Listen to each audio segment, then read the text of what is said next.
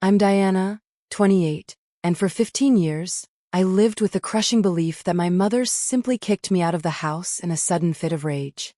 But inside a glass-walled conference room on the 47th floor, her greedy demand to claim my late uncle's inheritance triggered an irreversible chain reaction that changed everything.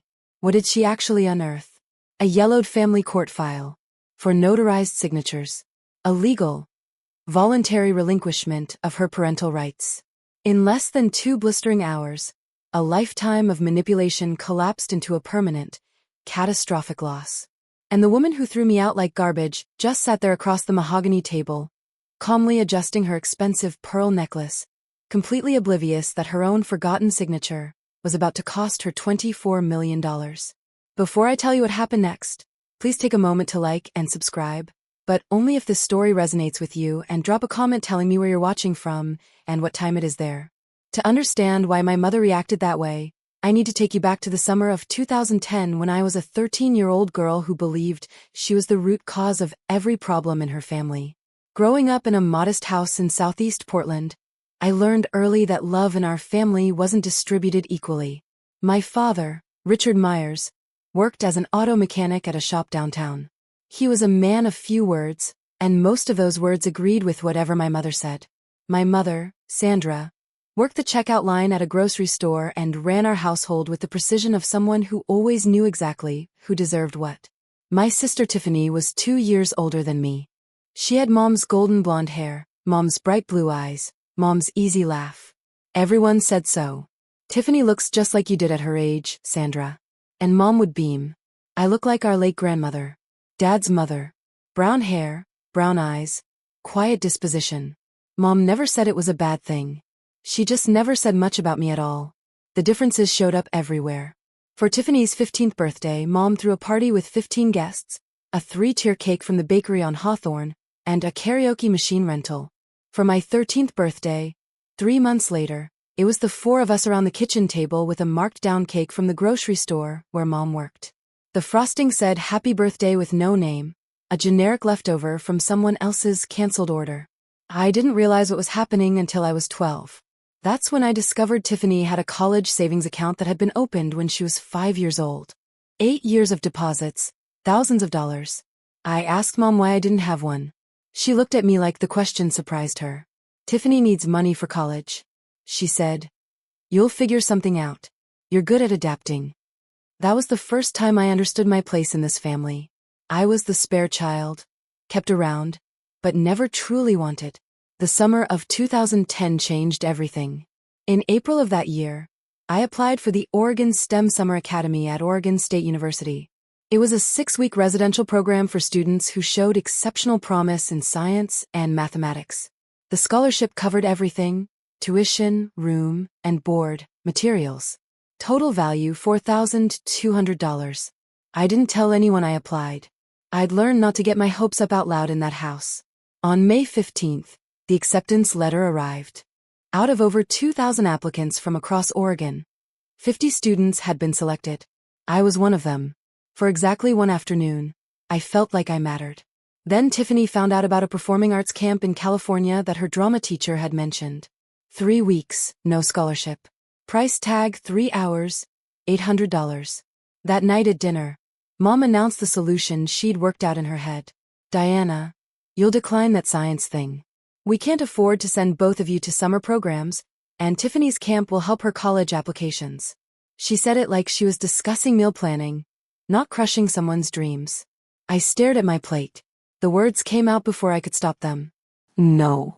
The whole table went silent. Even the refrigerator seemed to stop humming. "Excuse me." Mom's voice dropped to that dangerous register I'd heard her use on store customers who tried to use expired coupons. "This scholarship isn't your money to redirect," I said, my voice shaking but clear. "I earned this. It's mine." Mom looked at me like I'd transformed into a stranger right before her eyes. "If you can't sacrifice for this family," she said slowly, "then you're not part of this family." At 13, I thought she was just angry. I didn't realize she meant it literally. 3 days after that dinner, I came home from the public library to find my belongings packed into 2 black garbage bags sitting on the front porch. My mother stood in the doorway, arms crossed. She didn't look angry anymore. She looked resolved, like someone who just finished an unpleasant chore. "I called Harold," she said. "He'll be here to pick you up. From now on, you're his problem." I stood there on the porch. I'd known my entire life trying to process what was happening. Behind Mom, I could see Dad in the hallway. He didn't look at me. He didn't say anything. I looked up at the second-floor window. Tiffany was watching from behind the curtain. When our eyes met, she stepped back into the shadows of her room. She didn't come down. I waited on that porch from 6 o'clock in the evening until 10 at night, for hours. My mother went back inside after the first 5 minutes. The porch light never came on. Uncle Harold lived in Seattle, 3 hours away. He drove through the night to get to me. When his gray Honda pulled into the driveway, I was still sitting on those garbage bags, knees pulled to my chest. He got out without saying anything at first, just walked up, looked at me, and wrapped me in a hug so tight I couldn't breathe. "From now on," he said quietly, "you have a home." That night, as we drove north through the darkness toward Seattle, I didn't know that my mother had signed a document before Uncle Harold left. I didn't know what it meant. I was just a scared kid staring out the window, wondering what I'd done wrong. It would take 15 years for that document to resurface. And when it did, it would change everything. Uncle Harold's house in Seattle's Ballard neighborhood wasn't large, but it felt enormous compared to the cramped space I'd occupied in my family's home. For the first time in my life, I had a room that was entirely mine. More importantly, I had someone who believed in me. Uncle Harold had built Mears Property Holdings from scratch, a commercial real estate company he'd started with a single small office building he'd purchased after working double shifts for 6 years. By 2010, he owned 8 properties across the Seattle metro area. He never married, never had children. When I arrived on his doorstep with nothing but 2 garbage bags, he didn't just take me in, he invested in me. Over the next 4 years, I poured myself into school. I graduated from Ballard High in 2014 as class valedictorian, president of the math club with a 4.0 unweighted GPA. The University of Washington offered me admission with a partial scholarship to their Foster School of Business. By 2018, I had my bachelor's degree in finance, graduating summa cum laude with a 3.94 GPA. Uncle Harold had given me internship opportunities at Mears Property Holdings. Starting my sophomore year, I learned the business from the ground up: data entry, lease analysis, tenant relations, property assessments. In 2019, after 18 months at a Big Four-style accounting firm I'll call Mitchell & Partners, I earned my CPA certification. 1 year later, Uncle Harold offered me a position as controller. By 2021, I was CFO. On my 26th birthday, I managed a portfolio of 12 commercial properties with a combined value of $23.7 million.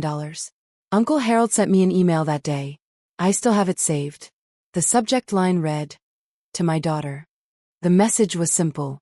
You don't need to prove anything to the people who abandoned you, but you do need to prove to yourself that you're worthy. You have happy birthday, Diana. In 15 years, my biological family reached out exactly 3 times. The first was in 2012. My mother called Uncle Harold's phone, not mine, to ask for $5,000.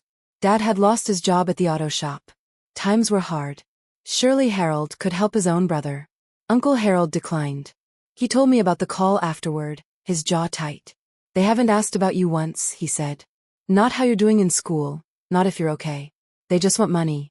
The second contact came in 2016. Tiffany mailed me a wedding invitation. No personal note. No. "I hope you're well." Just the formal printed card with my name and Uncle Harold's Seattle address. I didn't attend. I didn't send a gift. I didn't respond at all. The third was in 2020. My mother sent me an email, the first direct contact she'd initiated since throwing me out.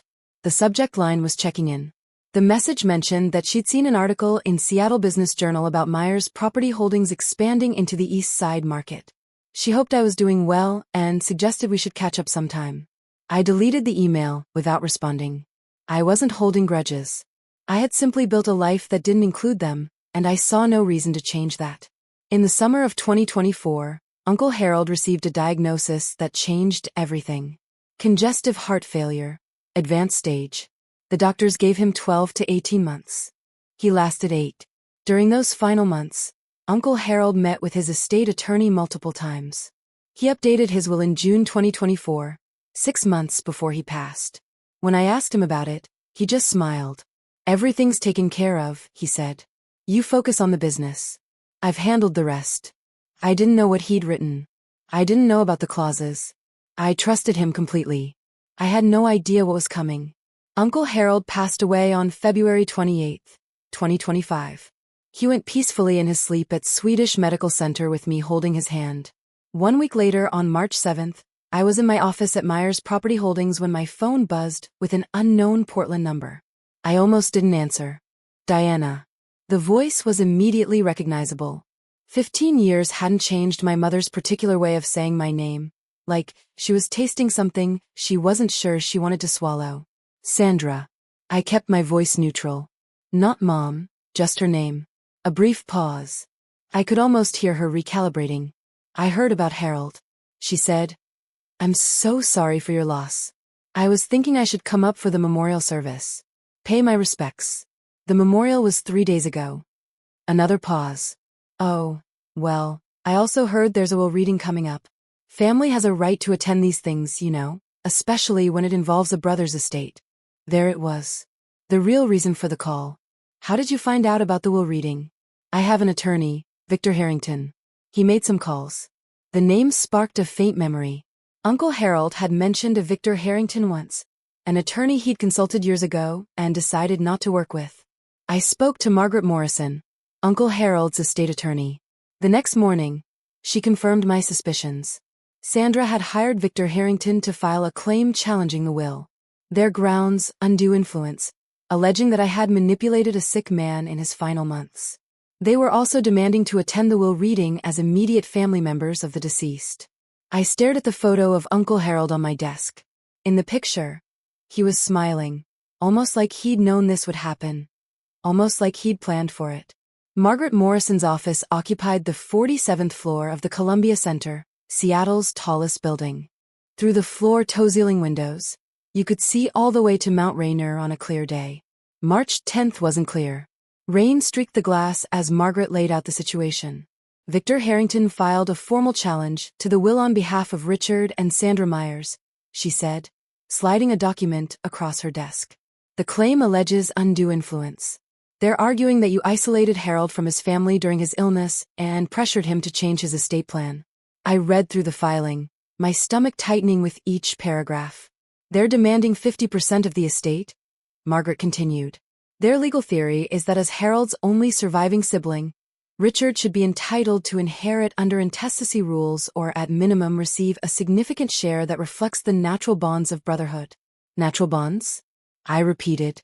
Richard and Harold hadn't spoken in 8 years before I came to live with Uncle Harold. Did you know that? Margaret nodded.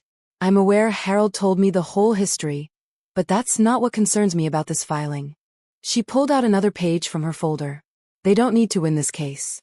If this goes to litigation, the estate could be frozen for 12 to 18 months during discovery and trial. Meanwhile, the properties need management. Tenants need attention. Bills need to be paid. A protracted legal battle could cost hundreds of thousands in legal fees and potentially devalue the entire portfolio. So, they're betting I'll pay them off to make them go away. That's the strategy, Margaret agreed. It's not unusual in estate disputes. I looked down at the challenge filing. In the section describing our family history, Sandra had written that I had abandoned my family and exploited Harold's loneliness.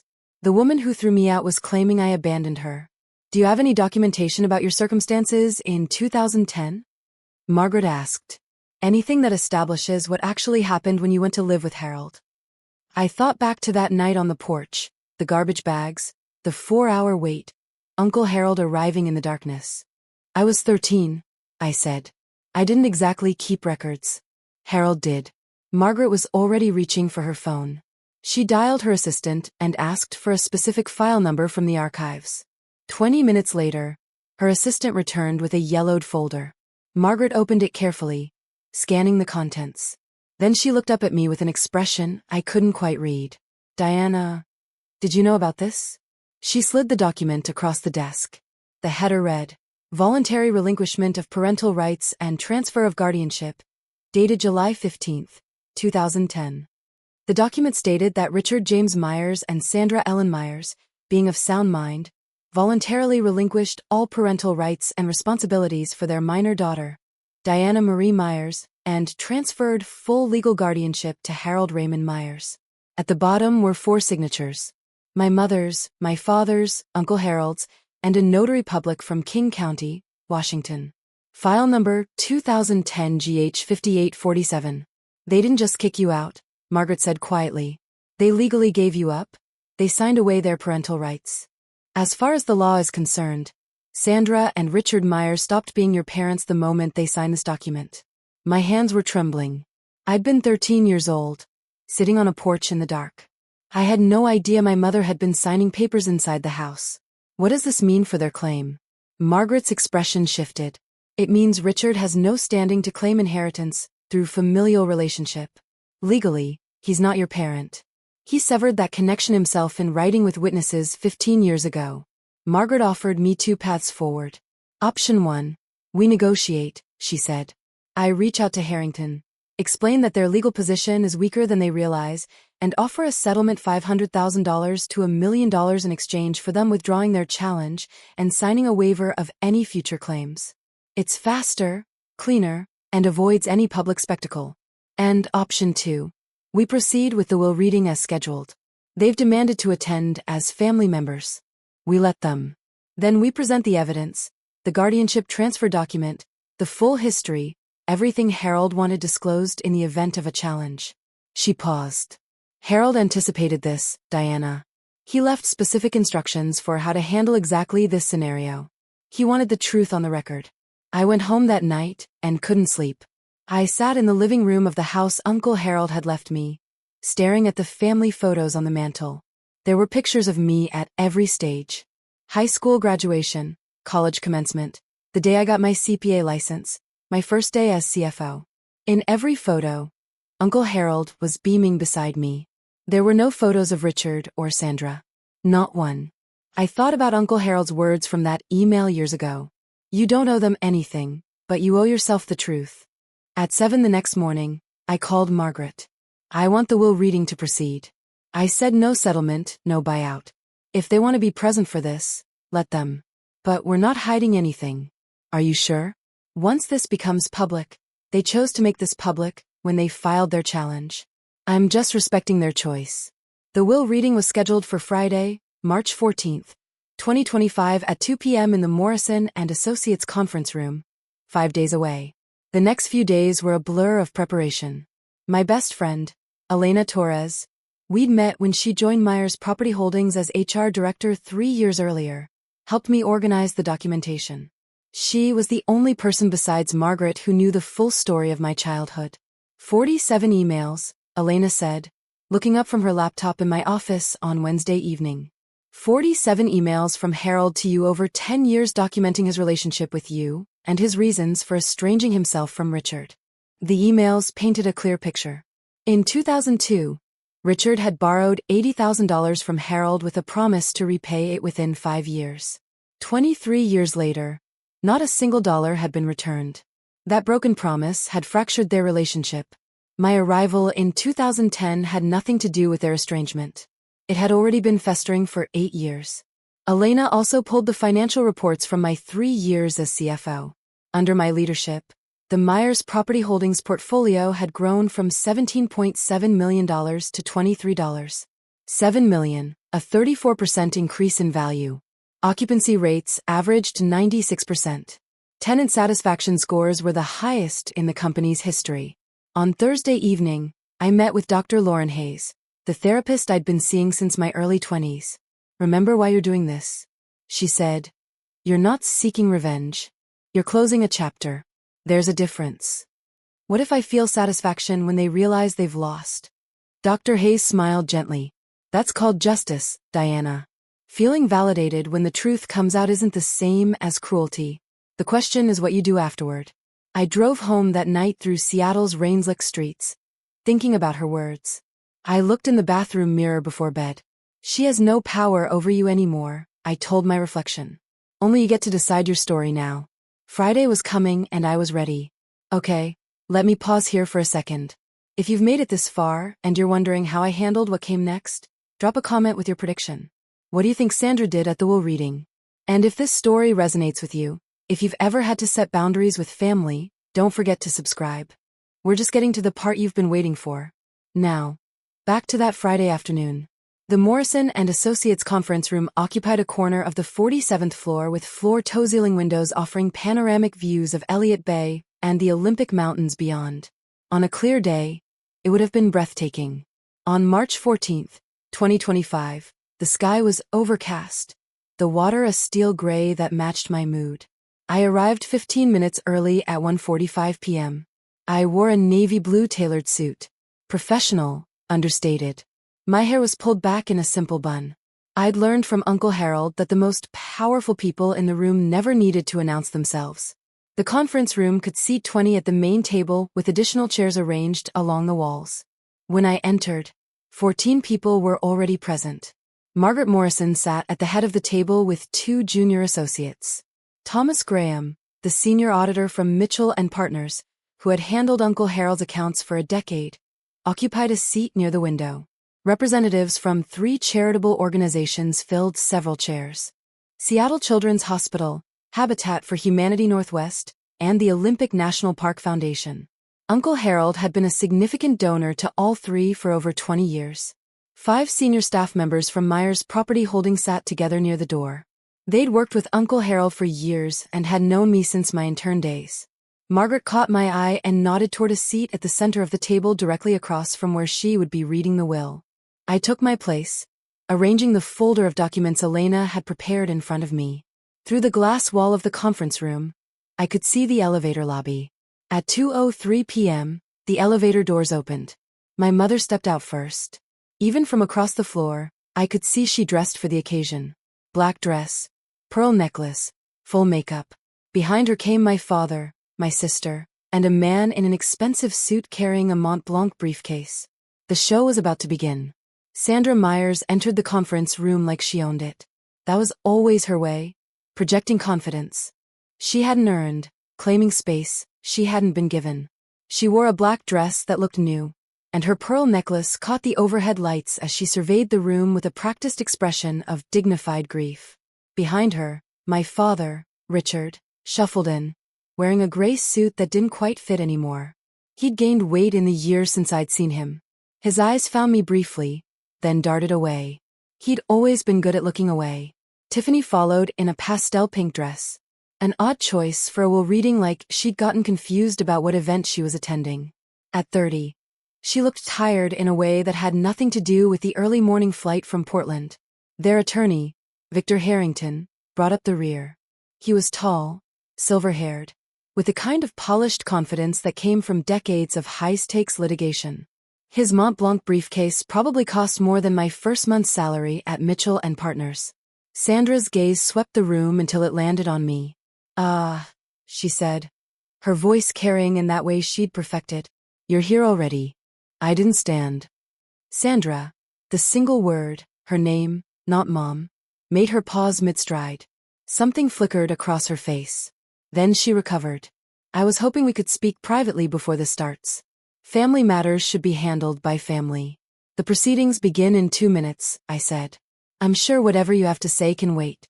Margaret Morrison rose from her seat. "Mrs. Myers, Mr. Myers, Ms. Myers, Mr. Harrington. There are seats arranged for attending parties along the wall.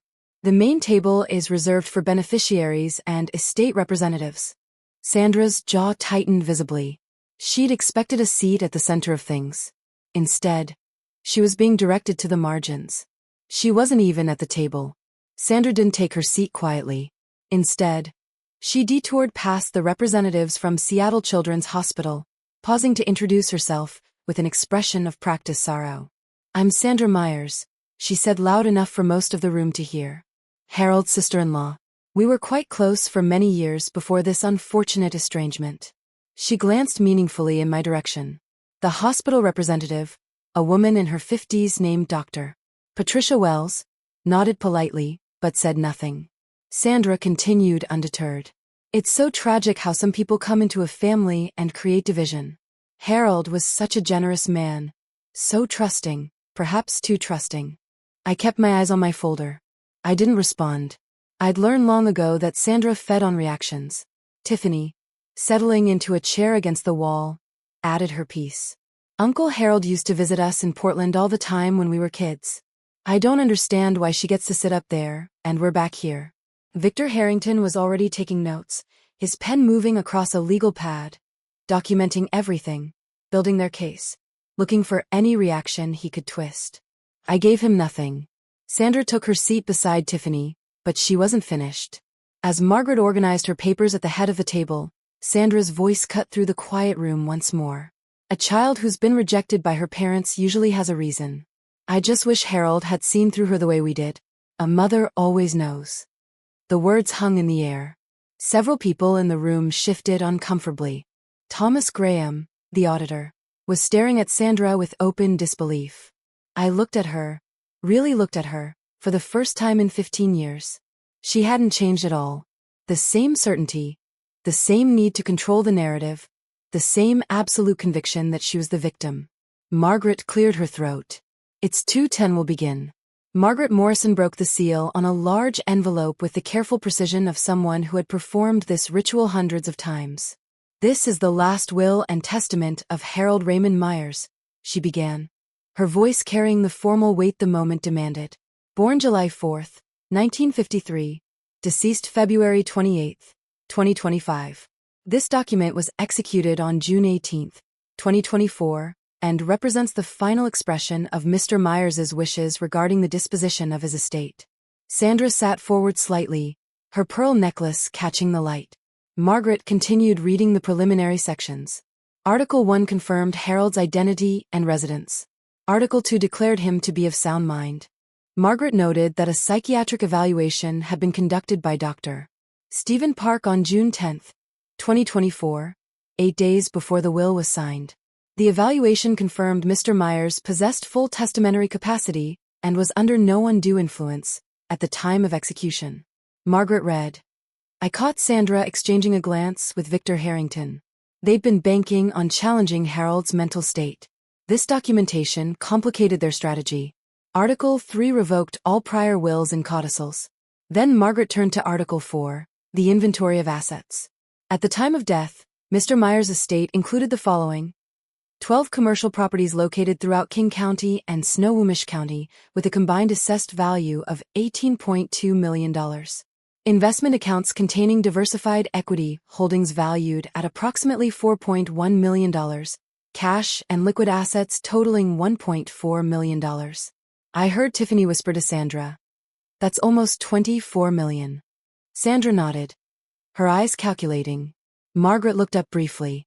The will contains 47 pages. I will now proceed to Article 5, which addresses specific bequests and exclusions. She turned the page and adjusted her reading glasses. Article 5, regarding Richard James Myers, brother of the deceased. Sandra actually smiled. She wouldn't be smiling for long. Margaret's voice was steady as she read the opening line. I make no provision in this will for my brother Richard James Myers for the following reasons which I wish to be read aloud and entered into the record. Sandra's smile flickered. Margaret continued reading Harold's words. First, in March of 2002, Richard borrowed $80,000 from me with a written promise to repay the full amount within 5 years. 23 years have passed. Not $1 has been returned. I have retained the original promissory note as documentation. Richard's face went pale. He hadn't expected this. Second, on July 15, 2010, Richard and his wife Sandra voluntarily executed a legal document relinquishing all parental rights to their daughter, Diana Marie Myers, transferring full guardianship to me. This document was properly witnessed and notarized. Sandra shot to her feet. What does that have to do with anything?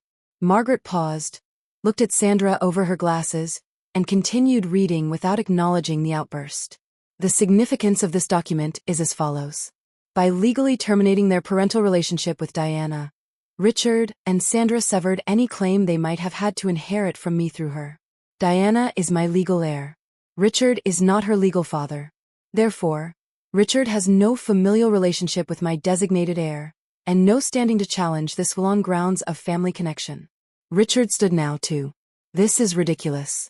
I'm Harold's brother, his blood brother. Victor Harrington grabbed Richard's arm, pulling him back down. But even the attorney's face had gone gray. Margaret reached into her file and produced a document. For the record, the original voluntary relinquishment of parental rights is on file with King County Family Court. File number 2010, GH 5847. I have a certified copy here, which any party may examine. She laid the document on the table. Sandra stared at it like it was a live grenade. Sandra didn't sit back down. Her composure, that careful mask she'd worn into the room, cracked visibly. Her voice rose, sharp and desperate.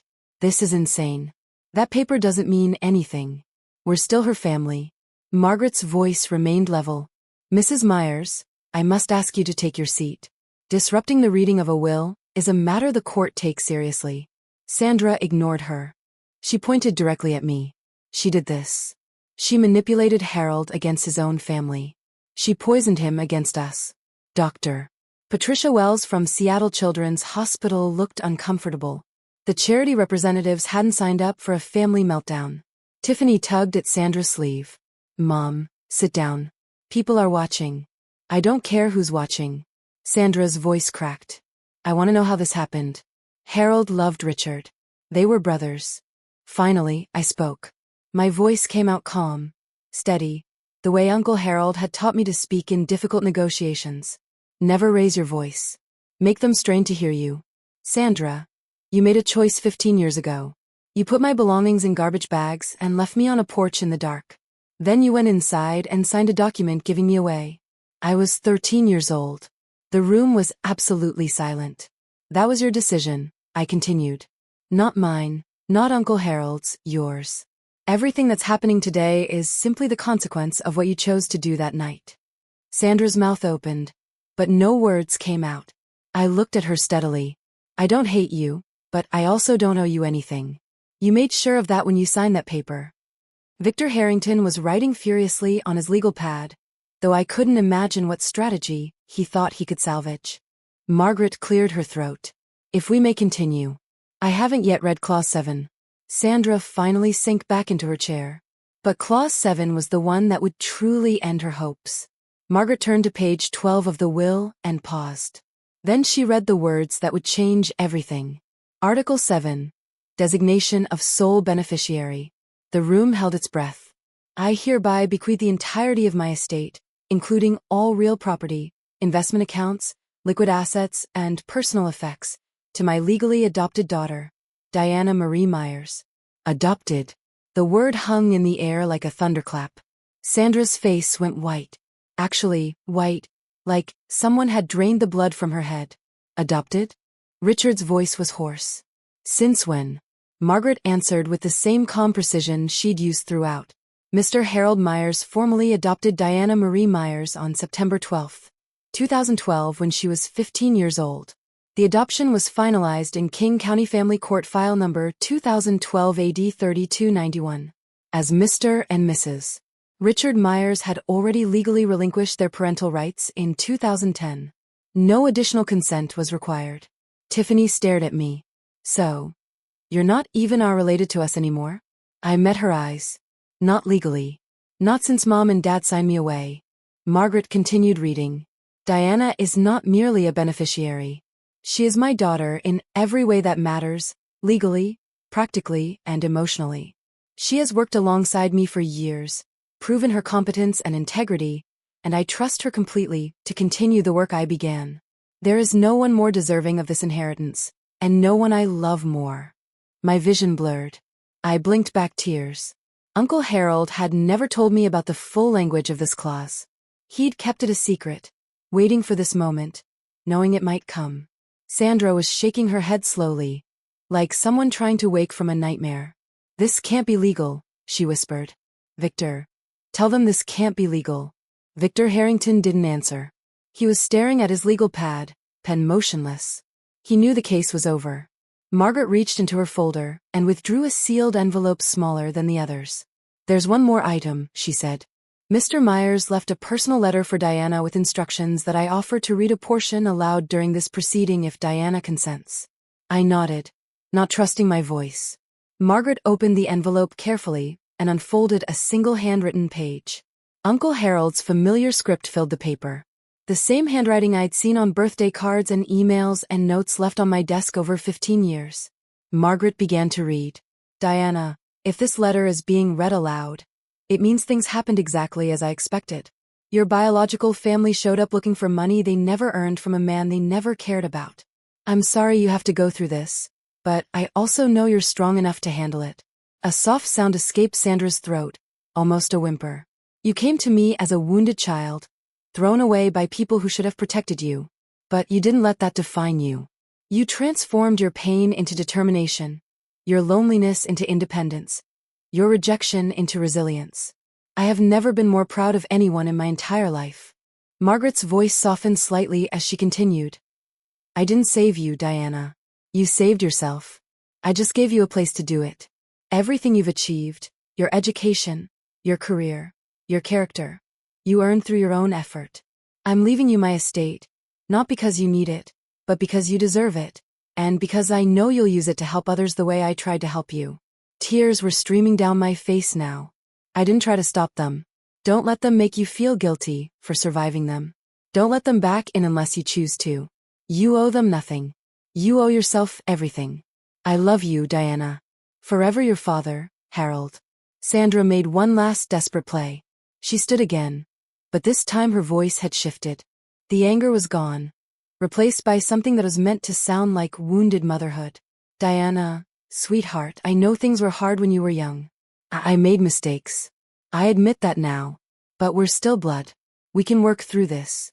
Can't we at least talk about dividing the estate fairly?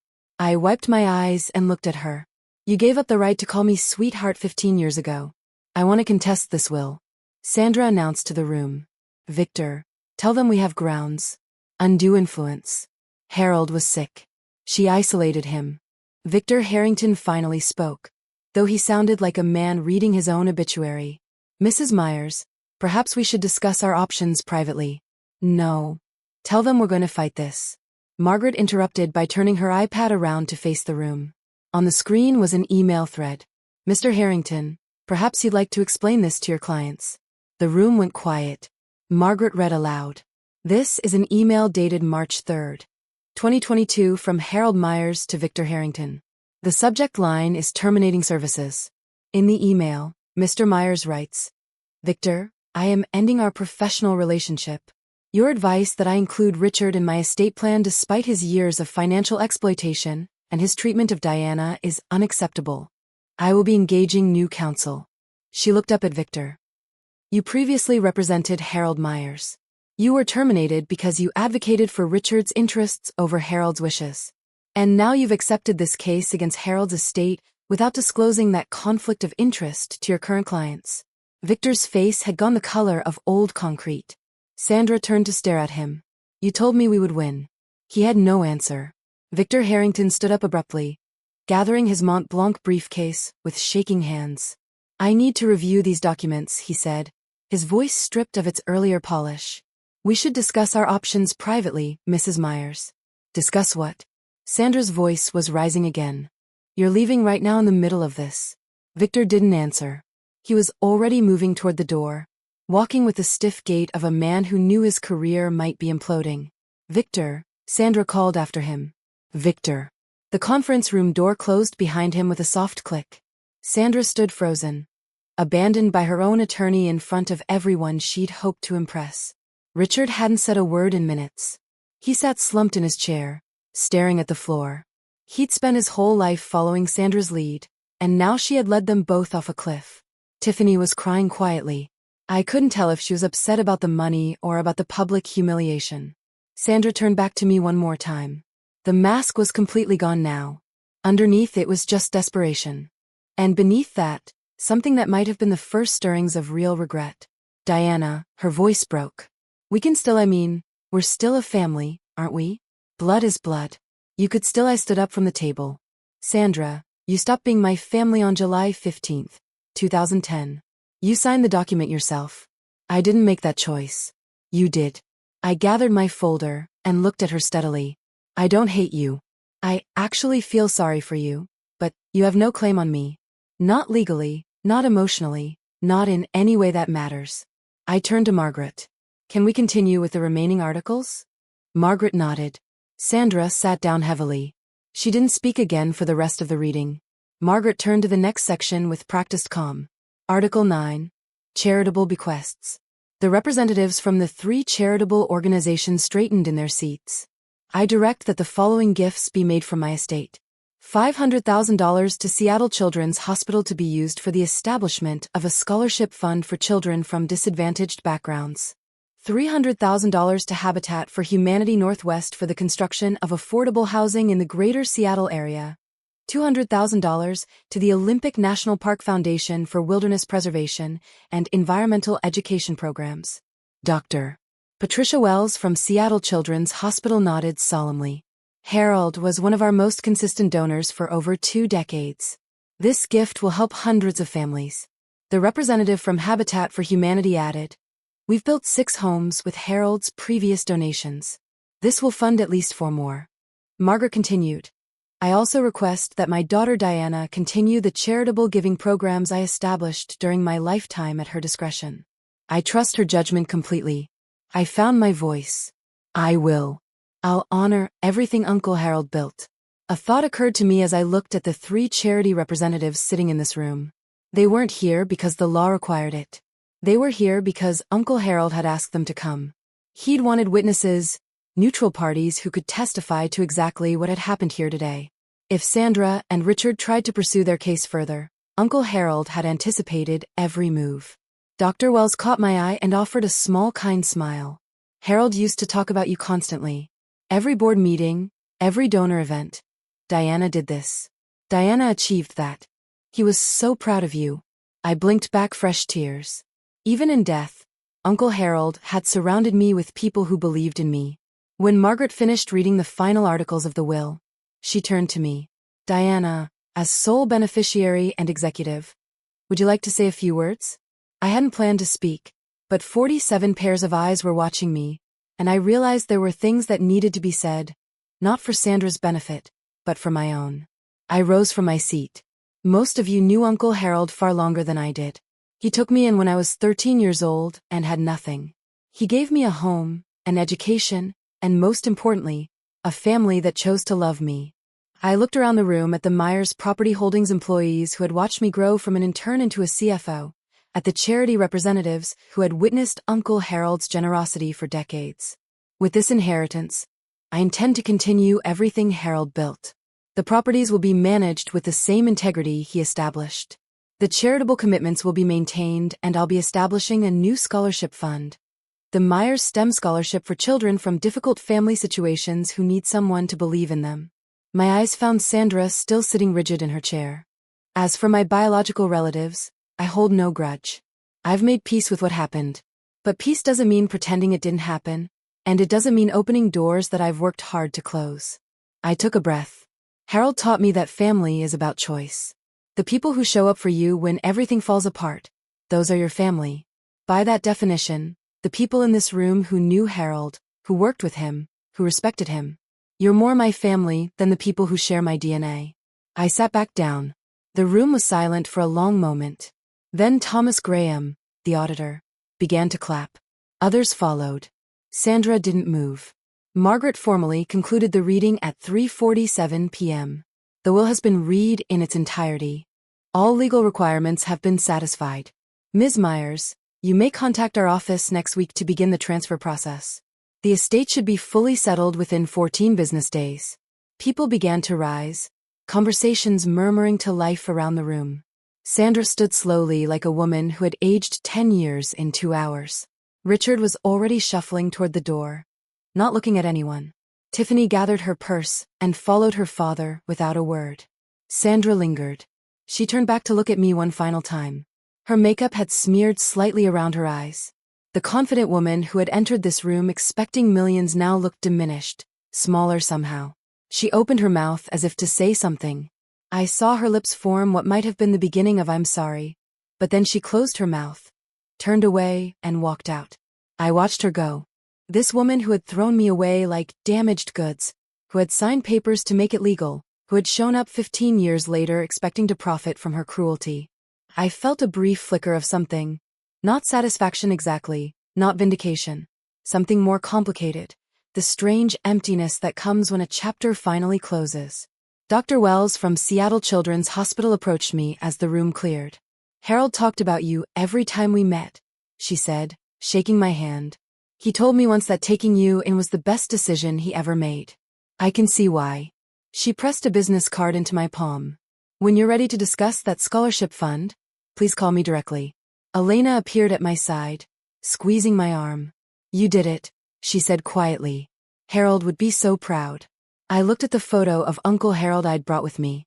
I hoped she was right. I need to take a breath here for a second. That was the moment I'd been dreading and hoping for at the same time. If you've ever had to stand up to someone who hurt you, someone who still believed they were the victim, you know how exhausting it is. Have you been through something similar? Tell me in the comments. And if you want to know what happened after that conference room emptied, stay with me. The story isn't over. 1 week after the will reading, Margaret Morrison filed a formal complaint with the Washington State Bar Association. The subject? Victor Harrington's ethical violations. I didn't ask her to do it. She did it because it was her professional obligation. When an attorney witnesses another attorney violating the rules of professional conduct, reporting is required. The complaint outlined 3 violations. First, conflict of interest. Harrington had previously represented Harold Myers and gained confidential information about his estate planning. Second, failure to disclose. Harrington never told Sandra or Richard about his prior relationship with Harold. Third, misrepresentation. Harrington had led his clients to believe they had a strong case, when he knew or should have known that their legal position was fundamentally compromised. Margaret kept me updated throughout the process. 2 months after the filing in late May 2025, the Bar Association issued its ruling. Victor Harrington was suspended from practicing law for 6 months. He was also fined $15,000 and required to complete additional ethics training. Within weeks of the suspension, 3 of Harrington's largest clients quietly transferred their business elsewhere. I heard through legal community gossip that his firm's revenue dropped by roughly $200,000 that year. Elena asked me once if I felt satisfied by Harrington's downfall. I didn't do anything to him, I told her. He did this to himself. I just happened to be there when the consequences caught up. That was the truth. I hadn't sought revenge against Victor Harrington. I hadn't filed the complaint. I hadn't lobbied for his suspension. He had made his own choices, taking a case he knew was ethically compromised, lying to clients who trusted him, betting he could win through intimidation rather than merit. His career suffered because of what he chose to do.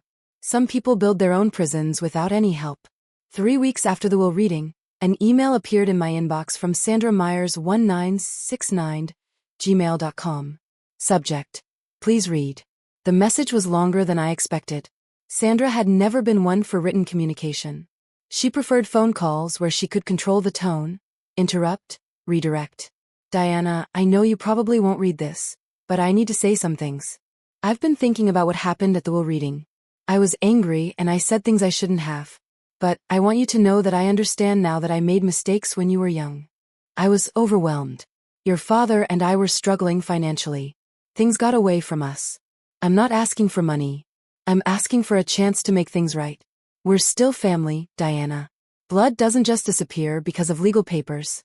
I'm your mother. Nothing can change that. Can we talk? I think if we just sat down together, we could work through this. I love you. I always have. Mom." I read the email 3 times. Then I called Dr. Hayes, my therapist, and read it to her over the phone. "What do you notice about the email?" she asked. I thought about it. She acknowledges mistakes, but doesn't name what they were. She blames circumstances, financial struggles, being overwhelmed. She says she's not asking for money, but then pivots to working through this. And she still calls herself Mom even though she signed away that right. What do you want to do? I took 2 days to write my response. It was 4 sentences long. "Sandra, I've read your email. I forgave you a long time ago for myself, not for you.